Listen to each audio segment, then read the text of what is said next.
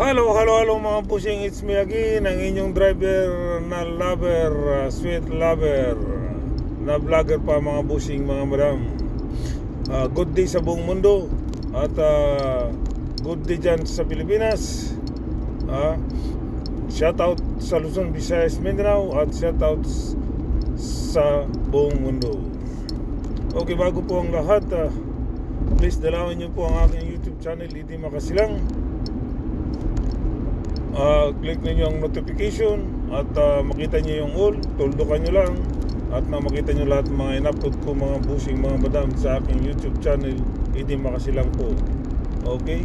At sa aking Facebook, maraming salamat po sa aking mga follower. Nang dahil sa inyo, malaki ang pagbabago ng aking Facebook. Maraming salamat po sa inyo mga busing mga madam. Sa hindi pa po nag-follow, please follow, like and share. At mag-comment din kayo at aking babasahin po mamaya mga busing mga madam. Okay, pag-usapan natin ang atin tungkol pa rin sa Senado mga busing mga madam. Dahil kay Cayetano gumulo ang Senado ngayon, Lunes na yata dyan at papalitan na mukhang papalitan talaga si Cayetano dahil hindi na talaga maganda ang kanyang hindi na talaga magkakasundo dyan ang Senado nang dahil lang kay Cayetano, di ba mga busing mga madam? So dapat palitan dahil hindi makakapagtrabaho ng maayos ang mga Senado dyan at di ba? Paano sila makapagtrabaho ang kanilang Senate President talagang sakim. So hindi sila makakapokus. So dapat palitan lang talaga kahit na sinong ilagay dyan si Subiri pwede dahil dating Senate President dyan si Kiko Pangilinan pwede rin, di ba? Kahit sino dyan basta independent, wag lang kung si Soto pwede rin pero hindi sila magkakasundo kasi kaaway talaga ng mga Duterte sa Senado yan. So hindi sila magkakasundo dyan. So mas maganda na iba na lang ang Senate President.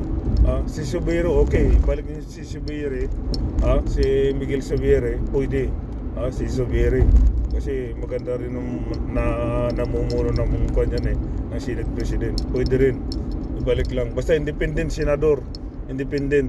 Wag lang kung si Soto kasi maaaring hindi na naman sila magkakasundo, mag-away-away na naman yan.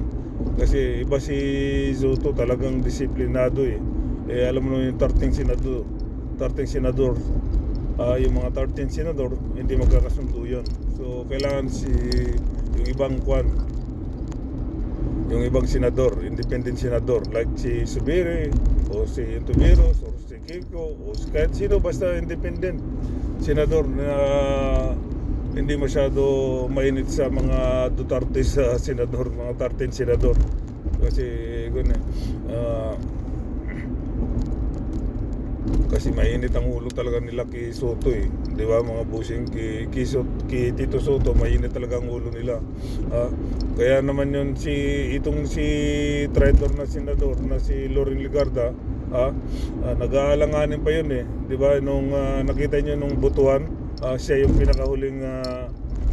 pinakahuling bumoto sa kuditan para lang nung nalaman nila na maraming kukuhan kay Cayetano, maraming bumoto, ayun tumaas na ang kamay ni Loren. Doon sa tumaas ang kamay. So mananalo, kaya sila nanalo. Nag-traitor nga para lang maprotektahan yung anak niya. Kasi Duterte yung anak ni Loren Legarda si Libiste, Leandro Libiste, Duterte yun So ayun, para lang maprotektahan yung anak niya. Di ba mga busing mga madam? Kaya nagtaas ng kamay na siya yung panghuling nagtaas ng kamay Naninigurado lang din na naninigurado na kung alam niyang yung matatalo si Legarda, matatalo si Cayetano, di doon pa rin siya sa majority kay Soto. Alam niyang nanalo si Cayetano, nagtaas ang kamay niya, di ba? Ganoon lang mautak to si Loren Legarda traitor, kaya nga traitor para lang maprotektahan niya yung anak niya. Yun talaga ang totoo. So, pero as soon as possible talagang ugong-ugong talaga na balita mga busing mga madam na Lunes na yata, kailangan mapalitan na rin, mapalitan talaga si Cayetano dahil hindi talaga maganda ang pamamalakad dyan sa Senado. Gumulo talaga at nasira ang Senado ng dahil sa kay Cayetano. So papalitan talaga, dapat lang palitan kahit sino, basta independent, okay na yan. Basta independent, okay na yan. Kasi kung si Soto, ang ating magaling na senador na si Soto, hindi rin pwede dahil hindi sila magkakasundo talaga dyan. Magugulo pa rin, mag-aaway-aaway pa rin. Dahil at least kung iba, okay na siya, di ba? Dahil independent, di ba? Wag lang kung si Soto kasi pwede siya, kaso lang alam mo naman itong mga kampo ni Cayetano, 13 senador ni Duterte, pag si Soto, hindi pa rin sila magkakasundo dahil kaaway nga nila si Soto. At least kung independent, okay lang dahil independent, di ba? Ano lang mga busing mga madam, kailangan talaga mapalitan na. So itong Lunes, madaling araw na yata dyan sa inyo sa Pilipinas, di ba? Madaling araw na dyan sa Pilipinas. At least pagpasok nila iba na ang ating Senate President, di ba? Maganda yan. Kaysa namang, di ba mga busing mga madam? Okay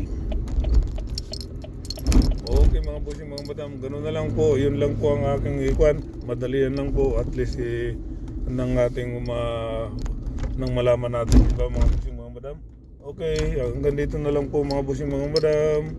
Okay, once again please makidalaw nyo ang aking YouTube channel, Idi Makasilang, at sa aking Facebook. Maraming salamat sa inyo nang dahil sa inyo kumanda ang aking Facebook. At maraming salamat tuloy sa inyo. Sa hindi pa nag-follow, please follow, like and share. At mag-comment din kayo at babasahin ko po sa inyo mga busing mga madam. Okay? Okay, bye-bye. Ang kape pa na isima sa inyo at ang kape pa naman sa akin isima sa akin. Bye-bye. Peace.